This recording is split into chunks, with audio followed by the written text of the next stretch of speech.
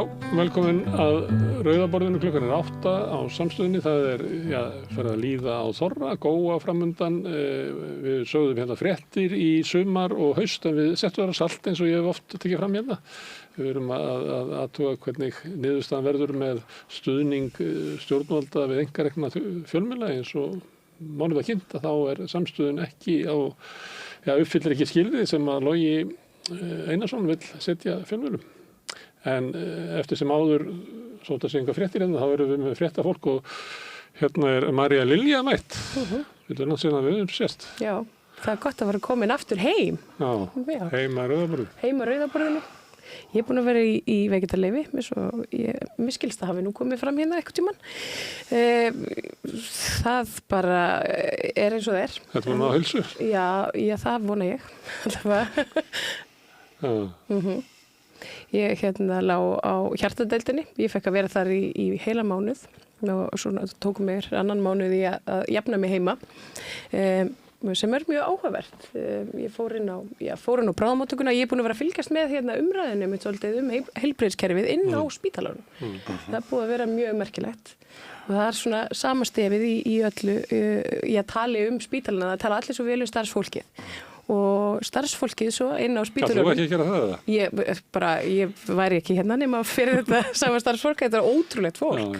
Alveg magnað og einmitt að lenda á bráðamóttökunni. Ég var nú þar á annan sólarhring einfaldlega vegna þess að ég komst hvergi annars staðar að. Ég bara var á skoðunarbekk frammi í Andri með svona ansi sterk lyf í æð og var eiginlega bara geymt í svona nokkur í lífshættu. Ekkert einkalyf náttúrulega? Ekki neitt, ég var bara hjá rennihurðinni, það var bara þannig. En samt sem áður leið mér ekkert hræðilega með þær aðstæður. Þær varu ekki, þær juku ekki á svona vanlíðan mína. Þú veitir vera frekar þarna heldur en heima ein. Já, vegna þess að starfsfólkið lét mér líða svo vel. Mér tók líka eftir þessu en eina dag sem ég var. Ég var að reyna að finna orðu, ég bara gerði það fundið. Ég kalli þetta að vera svona, hvað það var uppbít. Hvað það gætt einhvern veginn látið þessar aðstæður einhvern veginn maður tók ekki eftir þeim einhvern veginn. Það svo skrítið og einmitt að þetta svona, ég veit ekki, það ógeðslegt orð sem var notað til þess að lýsa nákvæmlega þessu ástandi fyrir nokkrum árum síðan sem var fráflæðisvandi. Og fráflæðisvandin einfaldlega sá að þjóðin að eldast og það að verða fleiri gamlir og veikir. Og þetta svona birtingamynd þessa fráflæðisvanda. Svo hefur okkur fjölgað hratt. Já. Þetta breytast mikið, það kom fram við vorum ágætisumræðu í gær þetta mál og það 60 sem eru inniliggjandi raunverulega á bráðadeildinni núna og það var slæmt ástand fyrir kannski 2-3 árum en þá voru bara 20. Og svo eru tölurnar þeir sem eru síðan komast ekki út af spíturunum af legudeildunum ættu raunverulega heima á hjúkrunarheimilum. Það bara 100, 120, ég man ekki töluna sko. En bara þarna inni, þú tókst náttúrulega eftir því að það er fólk inn í herbergjónum. Það yfirleitt aldra fólk sem bara strandaglópar þarna. Já. Og ég meina, þau eru strandaglópar líka á göngunum, út allt. Og svo verið að reyna að reka sko svona venjulega bráðadeild svona innan um þetta. Furðulegt ástand. Þannig að þú kemur vopnuð nýri reynslu sem þú getur nýtt þér í spurningar og þáttagerð og frekari pælingar heilbrigðiskerfi. Þetta er svolítið svona auðmýkjandi reynsla líka ligginn á spítala og ég held ég hef verið með 8 herbergisfélaga. Ég var auðvitað lengi inn á hjartadeildinni og fólk svona Það er svolítið stór herbyggi, 8 manns. Nei, það alltaf 2 í herbergi en þeir fóru heim og meðan ég lá mjög lengi inn á hjartadeildinni og svona að mér fannst oft óþarflega lengi en það er bara eins og það þau treystu sér ekki til þess að senda mig heim strax og ég þeim bara bestu þakki fyrir það ég hitti mitt svona alls konar fólk svona úr öllum stéttum og öll sátum við saman á nærbúsunum og vorum einhvern veginn svona svolítið, eins og ég segi, svolítið svona auðmýkjandi það er svona jafningjastaða þetta er svona akkurat heitabátunum akkurat eða áfengismeðferð, það er í slopp allir sloppið mitt og verið svolítið svona háð einhverju þjónustu sko, sem er brothætt, maður áttar sig líka á því bara hversu ofboðslega brothætt þjónustu þetta er og hversu mikilvæg hún er og hversu fast og vel við þurfum að halda utanum þessa þjónustu og ef við öllu tala einkavæðingu og annað, þá verðum við að spinna svolítið fast í. Þú ert ekki einkavæðið það? Nei, alls ekki. Hefði ekki verið fínt að fara á bara einkarekna stofu? Já, okkur klíningu, ef ég ætti fyrir því. Ég verið þar að því að var í umræðinni þá Steinunn Þórðardóttir, formaður Læknafélagsins, var að segja að einkavæðingin á Íslandi var ekki komin eins langt og í Svíþjóð þar sem það er hægt að kaupa sér framfyrir. Ég hefði átt að vita betur og leiðrétt þetta. Það er okkur aðgerðir sem að... Já, það er til dæmis mjaðmarskiptaaðgerð. Það sem er það sem að fólk, mér var boðið að borga held ég 1,2 milljónir til þess að fá mjöðum og fara þá hraðar yfir. Augnsteina aðgerðir? Já, ég sagði nei einhvern veginn, ég veit ekki, þetta bara, hann fer eitthvað. Já, ég meina það eru þetta, svona, hvað ég var að segja, svona heilsugæslur, ég meina það eru enga regla heilsugæslur. Já, það er ekki þannig að þú fáir einhvern veginn öðruvísi þjónustu þar heldur en... Þú þarft að borga mér fyrir hana samt sem aður. Það mun koma fram á öðrum stað við Rauðaborðið í kvöld hjá okkur að 2009-2012 þá vorum við í 3. sæti allra þjóða, hvað var það að gæði heilbrigðisþjónustunnar, en nú erum við komin niður í 10. og það er náttúrulega þessi bráða deildarvandi sem er hvað stærsta menn. Það ætti náttúrulega að vera bara bú, sem að rapa niður listan. Þetta er ótrúlegt, sko, ef maður velti fyrir, bráðmóttakan er pínu lítil, sko, hún var pínu lítil fyrir 20 árum. En hún og núna hefur við vaxið og stækkað sem þjóð og samt sem áður erum við ennþá með þessa bráðadeild sem er bara allt of lítil. Þetta er alveg fáránlegt að það sé ekki, ég veit ekki af hverju er ekki löngu búið að nýta eitthvað sem tómu húsnæðum ríkisins undir bráðaspítala. Það er verið að skoða að taka yfir eitthvað hótel og breyta því í hjúkrunarheimili til þess að formenn sjúkraliða, hjúkrunarfræðinga og lækna voru hér mjög vongóðar í gær að ríkisstjórnin myndi loksins gera eitthvað. Já, en það er þetta eitt í þessu sem mér var svolítið áhugavert því ég var mjög dugleg að spyrja bráðaliðana og bara allt starfsfólkið hvort að það hefði mikla vonir til ný sjúkrahús. Hvort að ástandið myndi lagast og þau voru öll mjög frekar neikvæð í garð þessa nýja fína sjúkrahús þess að það var í löngu orðið og lítið. Það hefði ekki allt of langan tíma og það væri ekki gert ráð fyrir bráðamóttöku og þessu mikla fjölda sem þangað sækir á nýju sjúkrahúsi. Og sennilega á kolvitlausum stað. Já. Þannig að þetta kannski bara að byrja að byggja nýtt. Já, ég held að. Þetta í Vífilsstaðalandinu eða eitthvað þar. Herðu, er eitthvað að frétta? Já, er eitthvað þjarnir á þingi, það verið að koma í gegn þarna bara úr annar umræðu, lögum að tengja eftirlaun og örorkulífeyri Tryggingastofnunar við launavísitölu. Þetta er svolítið engilegt hvað er hart barist gegn þessu.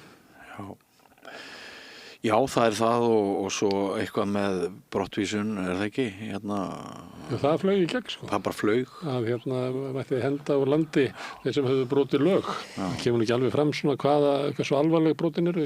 Nei, það er ákveðin ómöguleiki í þessum nýlögum sem að verðist ekki hafa verið bara svona, að það hefur ekki verið tekið til þess, en ég meina hvað ætlum við að gera ef að flóttafólk brýtur lög? Við getum náttúrulega ekki, það er bannað, við erum aðilar að mannréttindasamningum ýmsum og flóttamannasamningi sem að bara reynilega tekur framfæra hendurnar okkur þegar kemur að því að senda burtu fólk sem kemur úr ótryggum aðstæðum.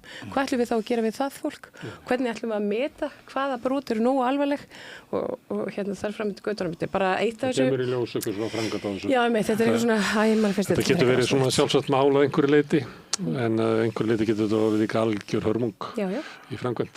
En við erum stundum að ræða að það sé ekki allir munurinn á þessari ríkisstjórn og bara Bjarni Ben og Sigurður Ingi hefðu verið með Guðrún Hafsteinsdóttir. Já, mitt. Ekki í þessu máli, en ég held að með tengingu lífeyrisins við laun fyrir ríkisstjórnin ekki afgreitt þetta. Og svo er annað að það er alltaf hvellur í dag fyrir norðan á sjúkrahúsinu á Akureyri það sem sagt auglýst staða. Já, ráðherra auglýsir staða þessara tveggja stærri sjúkrahúsa út á landi, á Austurlandi og Akureyri. Annar stjórnandinn sá Akureyri bara, ég veit ekki hvort að segja, í fílu bugast eða finnst að sér vegið eða eitthvað og bara segir samstundis upp. Og þetta er nýtt. Þetta er eitthvað sem að við getum sagt að hafi í rauninni ekki verið praktiserað. Þetta var pröfa að auglýsa lausa stöðu ritstjóra samstöðunar. Ég var ekki í fílu bara. Ég veit ekki hvað ég vilja bregða þau. Nei, en þetta er áhugavert. Svona, þú veist, þetta er greinilega eitthvað merki það að embættismenn þeir geta ekki setið endalaust. Það bara á að vera prinsip að þeir þurfa berjast fyrir lífi sinni á 5 ára fresti í þessum stöðum. Kannski er það bara svo þanið einhvern veginn. Þú ert yfirmaður í ykkur í opinberri stofnun og þú ert alltaf verið að skera niður hjá þér og þú ert alltaf að hitta starfsfólkið og koma með vondu fréttirnar og þú ert svona þaninn í einhverju svona vondri stöðu, þú vilt eiginlega ekki vera þarna, þú ert að gera eitthvað sem þú vildir helst ekki gera, færður engan stuðning frá einhverju, svo bara staðin auglýst og kannski er þetta bara, þetta er svo þanið ástand að bara fólk verið í fílu hættir. Já. Bara Bjössi minn, bara takk fyrir mig og þetta er þetta persónlegt trottuði upp í og ég ætla ekki að klára það sendingu. Kannski er þetta þannig. Og svo verðum við svo aðeins að koma inn á Lilju helgina. Nýr formaður. Tók þetta bara með góðum meirhluta. Ég hitti mann í dag sem er innvígður og hann vildi segja mér allt þetta. Hann heldur því fram að hún hafi fengið eiginlega öll höfuðborgaratkvæðin og þetta sé bara núna höfuðborgarsvæði gegn landsbyggðunum. Flokkur í klofin.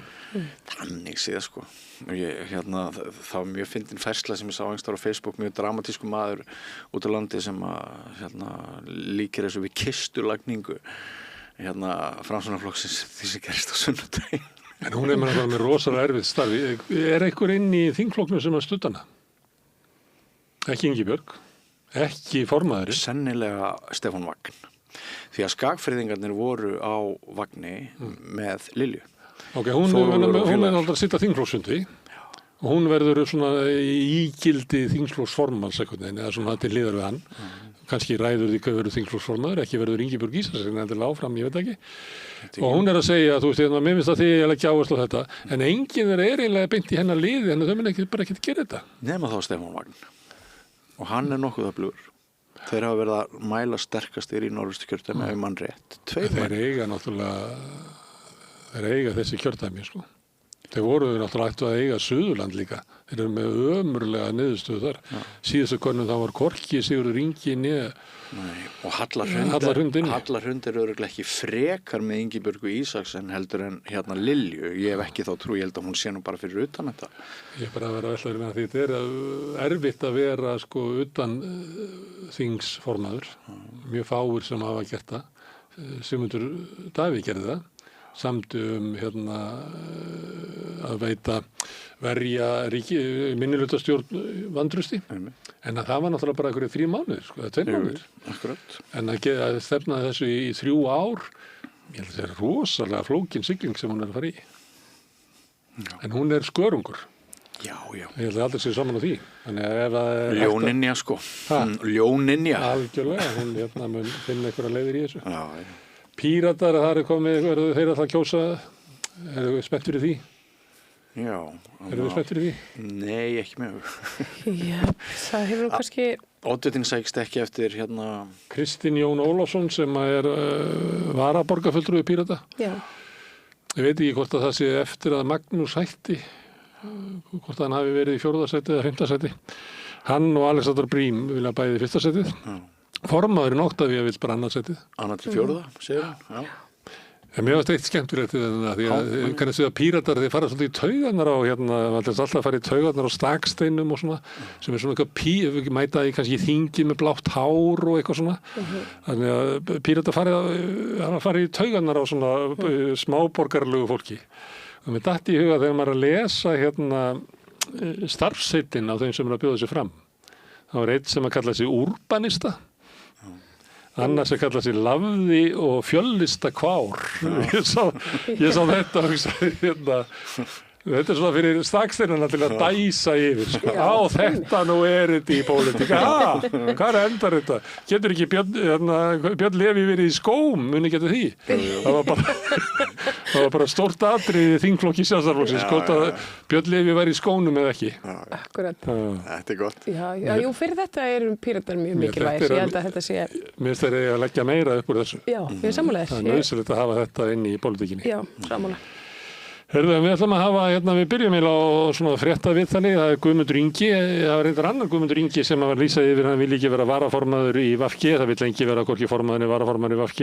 Þetta er Guðmundur Ingi Þóroddsson sem er formaður afstöðu félagsfanga sem hefur gert stórkostlega afrek, voru að tala um það hérna í gær í að setja réttindabaráttu fanga á dagskrá, en Samfylkingin vill hann ekki. Nei, hamlaði honum núna í prófkjörinu. Í annarsinn hann kemur hérna og ræðir við mig bara rétt á eftir um þá stöðu sem að Rósin sem er landsfélag, aðaldafélag Reykjavíkurfélag, það er landsfélag en í Reykjavík þetta er mjög flókið, en ég fekk hann til að útskýra fyrir mér nákvæmlega þetta, því að þetta kom mörgum spáns fyrir sjónir, það væru aðaldafélag í Samfylkingunni af því að eins og fólk kannski sér fyrir sér pólitíkina, þá eru bara stjórnmálaflokkar og fólk skráir sig í. En þú getur í Samfylkingin, verandi svona breiðfylking, þá er Samfylkingin bara svona þak yfir alls konar aðildarfélög. Og það er rauninni það sem hann er útskýra svolítið hérna fyrir okkur á eftir. Hvernig þetta virkar allt saman og hvað þetta þýðir í rauninni að Rósin svona kljúfi sig út úr þessu hérna frambóði. Og þannig að þetta sé bara búið og gert. Mun hann ekki taka neitt sæti á lista Samfylkingar? Nei, nú hérna eins og staðan er hérna og við komum hérna að sína á eftir þá er allt opið, svo sem. Hérna, þannig að það getur snúið tilbaka? Ólíklega. Svo að segja það. Hérna, ef að Samfylkingin myndi slátra kálfi. Er hann drullufúll? Hann fór í smá fílu. Ég held að það sé alveg mjög eðlileg viðbrögð. En hún er ekkert fúll svona. En er alls ekki í fílu. Hann sagði að það hefði samt gengið mjög fljótt yfir. En þetta er bara ákvörðun sem er tekin í þessu félagi. Þar sem að félaginu líður svona finnst að Samfylkingin hafi núna í allavega tvígang hafnað sínum fulltrúum. Hvort sem að það er Guðmundur Ingi eða einhver annar, þá bara er þetta eitt stærsta aðildafélagið í Samfylkingunni, einn af stofnfélögum og og svo litið á vinstri vagnum. Þannig að þetta er svolítið þetta er svona vinstri hægri átökin. Sanna kætist núna. Já, þetta er í rauninni gæti farið fylgi sem hefði farið inn á Samfylkinguna yfir til. Ég meina ef að Rósin fer með vonandi vinstri og ekki. Og við búið til alþýðubandalagið. Ræðum einmitt það, hvort að það sé möguleiki fyrir hendi að fara í vor til vinstri eða jafnvel taka einhvers konar, búið til einhvers konar bandalag við Pírata eða Samfylkinguna, en þá bara bjóða fram sem tveir mismunandi listar. Já, meina svona S og SS. Já. Það er ekki gott að vera SS. En við fórum yfir þetta í gær og ég var að benda á að þetta er bara gegnumgangandi saga í vinstrinu að forysta í flokkum sem eru svona krattaflokkar og að hún færist alltaf til hægri. Þá getur það að vera óbærilegt fyrir sósíalistan eða þá sem eru vinstri sinnaðir að vera í þessu flokkum og þeir kljúa sig frá. Þannig var sósíalistaflokkurinn til með klofningi út úr alþýðuflokknum, saminuðust kommunistum, svo aftur alþýðubandalagið og þetta er bara gegnumgangandi saga. Þetta er alltaf látið eins og vinstra fólkið sé tolliki inn í flokkunum, en málið er að það náttúrulega auðvitað í einhverjum vinstri flokki, vinstra megin á miðjunni og er bara einhverju hraðleið til hægri að þá náttúrulega hopparu af vagninum. Og það mér sýnst að ef það er pólitík í þessu, þá er það sem er að gerast. Það virðist vera svolítið það sem er að gerast. Já, mér finnst það líka vera þannig að það er einhver stemming í Samfylkingunni að ég hef heyrt að tala um orðið að við viljum hafa flott fólk á listunum. Akkurat. Flott fólk er eitthvað svona fólk sem hangir inn að þetta er ekki Kjarval niður í bæði, sem er svona aðstoðamenn ráðherra og einhverju sem halda þessi eitthvað starf í tengslum við einhverju völd svona. Allir einhvern veginn eins klæddir og með sömu bókina, með sömu frasana. Guðmundur Ingi passar ekki inn í það, hann vinnur í gistiskilinu, bara svona venjulegur maður og eljusamur og duglegur, hann bara fittar ekki inn í hópinn, hann fittar ekki inn í fjölskyldumyndi. Akkurat. Herðu, við ætlum að tala um fjölmiðla þegar Guðmundur Ingi fær inn, þá ætlum að fá Þórhall Gunnarsson. Þórhall Gunnarsson. Já, Gunnarsson, hvað getur maður sagt svona senior fjölmiðlamaður? Já. Marga fjörun og sopið. Dagskrárstjóri Ríkisútvarpsins fyrir ritstjóri Kastljós, yfir fréttamiðlum sínar. Sín og sagafilm. Maður með gríðarlega reynslu, hókina ábyrgð aftur í tíman og miklar svona eldglæringar ennþá í æðunum á honum með hugsjónir. Og hann hefur verið svolítið að kynda undir hjá okkur efasemda fólki með aðgerðaáætlun Loga Einarssonar. Hann hefur verið duglegur að benda á það undanfarið að peningarnir, það sé engin trygging að þessi peningar, þessi styrkir fari í blaðamennina sjálfa eða blaðamennskuna sjálfa. Og hann kemur bara Það er stöðningu til þess að halda út í handónýttu viðskiptamódeli einhver auðsfólk sem er að reka fjölmiðla. Já, það má alveg spyrja sig að því. Og hann kemur hér og er bara, fannst mér mjög snarpur og beittur og skemmtilegur og áhugavert það sem hann hefur verið að segja og hann óhrengar sig svolítið með því að bara taka þennan slag. Það er svo auðvelt að bara þegja og þegar manni finnst eitthvað ekki ganga nógu vel, bara lýsa ekki afstöðu sinni og þú veist, það er bara í þöggunarsamfélaginu, þannig að mér finnst það gott hjá hann. Það er nú ekki að mæla með því að fólk sé mikið að þegja. Ég mæli með því að fólk bara segi sinna. Það er það sem við höfum alltaf gert hér. Þannig við samfélagið. Já, við gerum það sko. En svo bara leið þú ferði yfir næsta hverfi og hittir næsta hópa fólki, þá gæti það sagt, nei, á Íslandi borgar sig aldrei að tjá sig ef maður er ósáttur við eitthvað. Þess vegna kannski er Ísland eins og það er. Það er ómikið af því fólki. Herðu, það er að sýndir, ég veit ekki hvort að það sé það, þetta er Berrit, betri maður á RÚV. Frábæri þetta. Alveg frábæri. Ég horfði á þetta í vikindunum. Ég er svona bindsaði þetta. Ég horfði á einu rikka á einhverju lög. Þetta er bara 4 sinnum 45 mínútur. Þetta nær varla að vera hámhorf. Þetta er bara eins og að borða 2 rjómabólur eða eitthvað. Þetta er náttúrulega ótrúlega snjall þáttur og gaman að bara sópa svo mörgum svona álitamálum úr kynjastríðinu og fleira inn í þetta og þetta er svo vel gert og þetta er svo skemmtilega svona sálfræði stúdíur á nokkru persónum. Ég vildi taka þetta eins og við gerum stundum og tökum við bara eitthvað svona listaverk inn sem bara eins og kvörtunarframlag inn í umræðina og ég fekk alls konar fólk til þess að koma Hlédís Maren Guðmundsdóttir sem er félagsfræðingur, ég held hún sé í Miðflokknum. Já, hún allavega. Já, Reynir Lyngdal sem er leikstjóri og margt gert og meðal annars mörg áramótasköp. Helga Arnardóttir sem er nú að fara að frumsýna spennuð þrilli ég held hún skrifa handritið af því og maðurinn hennar leikstýrir og Frosti Logason sem er leikstjóri. Þau koma að ræða eitraða karlmennsku, eitraða feminisma, einmannaleika og B-stíur á vefnum og bælda kynlífsþrá og incel og þetta er mjög skemmtilegur matseðill í þessu spjalli. Allar heitustu kartöflurnar bara, það eru þannig einnig þáttarum. Heit kartöflusalat. Já, ég myndi að segja þetta er frábær þáttur fyrir það. Norsk samfélag er mjög svipað íslensku på þetta að gera og það var hansi hressandi að horfa á þessa seríu. Ég mæli með því að fólk gerir það. Og skemmtileg hugmynd að fá þetta lið til þess að ræða þetta. Þetta er það merkilegt að við eigum að horfa á þetta sem dálítið viðburð. Þetta er bannað innan 16 ára, en einn af viðmælandunum vill endilega að verið sett að dagskrá grunnskólanum.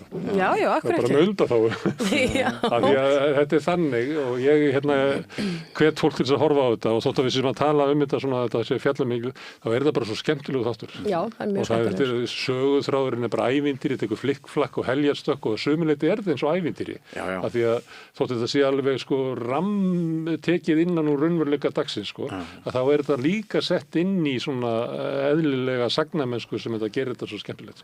Og ég ætlum ekki að vera með spoiler-alert en mikið þóttum mér vænt endin líka. Já, og svo er hann humanískur og jákvæður. Já, það læknast allir. Allt gott sem endar vel. Það er allir betri í lokþáttarins en í upphæði. Já. Herðu, það er svolítið mikið svona kynlífskreppu í Berrit, en þú ætlar að tala kynlífssiðfræði. Já. Það er, ég fæ til mín Katrínu Pálma Þorgerðardóttur sem er doktorsnemi, hún er að er í verkefni, doktorsverkefni sem snýr svolítið að MeToo og afleiðingum og áhrifum MeToo svona á næstu kynslóð og hún leggur upp með að skoða það svolítið hvort að þessar byltingar hafi í raun skilað okkur einhverju.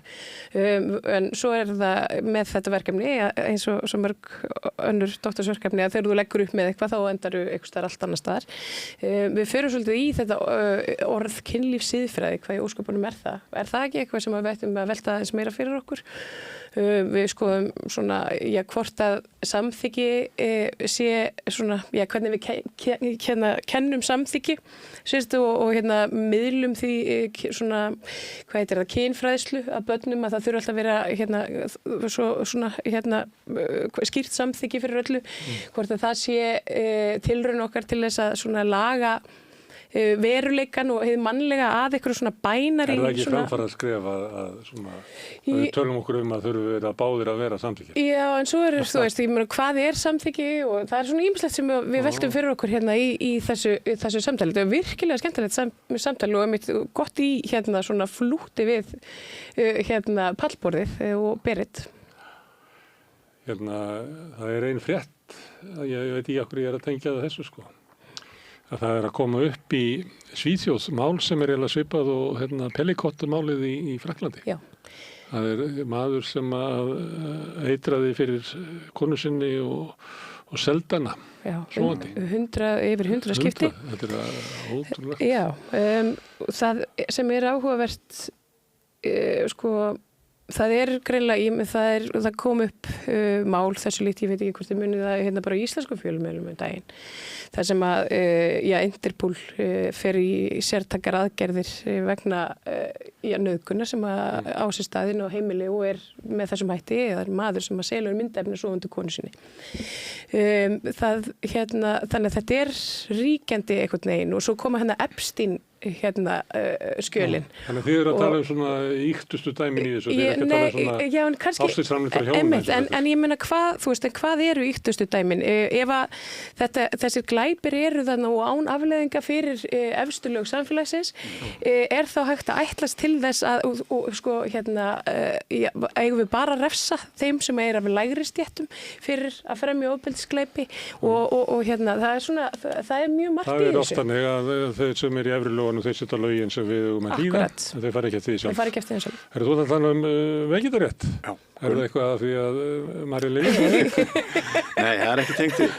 Gunnar Ármannsson, lögmaður sem starfa lengi hjá Læknafélaginu, hann verður einn frumalend á þingi í næstu viku þar sem tefla saman svona ásunum í þessari umræðu, annars vegar atvinnurekendum og hins vegar stéttarfélögunum og reyna að ræða sem sagt gerviveikindi sem eru að mati sumra vandamál og já, hann fer yfir gerviveikindi minnst að fólk sé að tilkynna veikindin ekkert veikt. Já, og hann fer yfir svona dæmi þetta og vítt og breytt. Ég svona reyna að vera devils advocate á köflum en Hvað hann á því að sé mikið það að fólk sé að ljúga þessu veikindum? Hann á því að hann gætir hagsmuna mjög stórs vinnustæðar, 200-250 manns held ég. Og þetta þetta reyndar verið að batna núna, segir hann síðustu misseri. En jú, hann segir að þetta sé nú að einhverju leyti misnotað. Við förum yfir þessi mál svona frá ýmsum hliðum. Ég var að reyna að ná einhverju miðju vegna þess að ég held að sannleikurinn sé hvorki, skilurðu? Kannski við verðum bara að halda áfram með þetta ef hann svona mikið að verja hagsmunni þeirra sem reka fyrirtækin. Já. Við ætlum að kanna þetta. Ég ein saga sem ég segi stundum að þegar ég var ungu maður, einhvern tíma fyrir 20, var að vinna á Kleppi. Þetta gæslumaður og þá kom svona eldri gæslumaður til mín og sagði þú ert aldrei veikur? Það segi nei, ég bara blessunar með bara góða heilsu og þá sagði hann, þú gerir grein fyrir því að veikindi þín eru aukavaktin að okkar. Þetta var fyrir 45 ára. Það var einlegt þess að horfa á þetta. Mörg sjónarmið í þessu. Já, það er greinlega mörg sjónarmið. Mér finnst að við höfum að tala um þetta bara með anskonar með þetta. Þú varst að tala að ég þekki mann sem á svona ból sem maður fær þegar maður lagður inn svona eign ríkisspítalana. Já. að þann gengur víst hérna á milli starfsmannin og þeir taka myndir af sér og segja því mér ég kæft ekki vinnuna, það var svo ég efast ekki í þessu bóð. Þetta er gott. En svo það náttúrulega þannig að hérna, veikindi eru bara alvarlegur hlutur. Já. Og hvað eru veikindi og hvað er ekki veikindi? En veikindi eru líka það alveg frá því yfir í alvarleg veikindi og mér finnst bara fínt að þetta er svona til umræði í samfélaginu að við ættum að reyna að finna bara leið til þess að fjalla þetta með margsonar hætti. Sérstaklega því að við erum með fólk sem er að koma úr löngu veikindi sem er leiðindi. Já, akkurat. Herðu, ég ætla að slá á hann Hilmar Þór, það var öryggisráðstefnan í Munjen var í Munchen. Var í helgina eða frá því á föstudaginn síðasta og þar vakti náttúrulega athygli ræða utanríkisráðherra Bandaríkjanna en það voru margir sem töluðu og það er svona svolítið erfitt að ráða í það svona hvert er að fara með tengsl Bandaríkjanna og Evrópu. Að sumuleyti er þetta að lesa erindi Trump-stjórnarinnar þannig að Bandaríkin eru til í að vera bandamaður Evrópu eða Evrópa verður eins og Bandaríki Trump. Og að við bara vopnum útlendingaeftirlitið og förum að ryðjast hérna inn og handtaka fólk ef það er ekki er á litin eins og það sé ekki úr Húnavatnssýslunni eða sem við gerum svolítið. Sem við gerum kannski svolítið. Við bara förum í það og vísa fólki bara úr landi og að við séum að verða fyrir siðmenningarlegu hruni vegna þess að flæðir yfir okkur fólk sem ætlar að éta samfélagið innan og við sem orðið nýlenda eins og Ratcliffe var að halda því fram í Bretlandi. Já, kannski bresk nýlenda. Þannig við ætlum að ræða þetta aðeins, líka svona siglingaleiðir á norðurslóðum og eitthvað fleira. Það er margt áhugavert sem kemur út úr þessu. Ég veit að samtöl okkar Hilmar Þórs vekja alltaf mikla athygli. Já, fá mikið áhorf á YouTube, sé ég. Já. Herru, en þetta er skammturinn í kvöld. Takk fyrir að koma hingað í kynninguna og þakka líka Laufey Líndal og Pétri Fjellsteð fyrir að taka upp og senda út. En ykkur þakka ég mest sem eru að hlusta og horfa og minni á að það allt sem ég sjá hér og heyrið er í boði áskrifenda. Ef þú vilt vera í hópi þeirra bakhjarla samstöðunar, þá getur þú farið inn á samstöðum.is, þann hneppir sem ástöður áskrift, það getur skráður fyrir grunnáskriftinni sem er 2.750 krónur, mátt borga meira þú vilt. Og þeir sem að kjósi getur látið áskriftina reyna þessi félagsskjötin í Alþýðufélagið, en það er einmitt Alþýðufélagið sem á og rekur samstöðuna sem eru tilraunarútvarp. Við ætlum að hafa smá auglýsingar og svo kemur Guðmundur Ingi Þóroddsson. Hjálpið okkur að byggja upp dreifikerfi samstöðvarinnar með því að læka síður samstöðvarinnar á YouTube og Facebook. Sameki óskar vinningshaufum í stofnun ársins til hamingju. Góður árangur byggir á trausti, samvinnu og góðri vinnustaðamenningu. Skoðaðu úrslitin á sameki.is. Samstaða skilar árangri. BSRB, afl í þágu almennings. Jæja, krakkar, þetta er síðasti dagurum minn. Ég ætlaði náttúrulega aldrei að fara að vinna sem leiðbeinandi. Ég hef náttúrulega aldrei lært þetta, að kenna. Ég lærði nefnilega hagfræði. Hæ krakkar, ég er nýji kennarinn ykkar. Ég er búin með 5 ára kennaranám og ég hlakka til að vera með ykkur þangað til þið útskrifist. Fjárfestum í kennurum. Kennarasamband Íslands. Gleði er svo mikil dauðans alvar. Ef það er ekki gleði, það vantar svo mikið kraft. Ég heiti Edda Björgvinsdóttir og ég trú á gleði.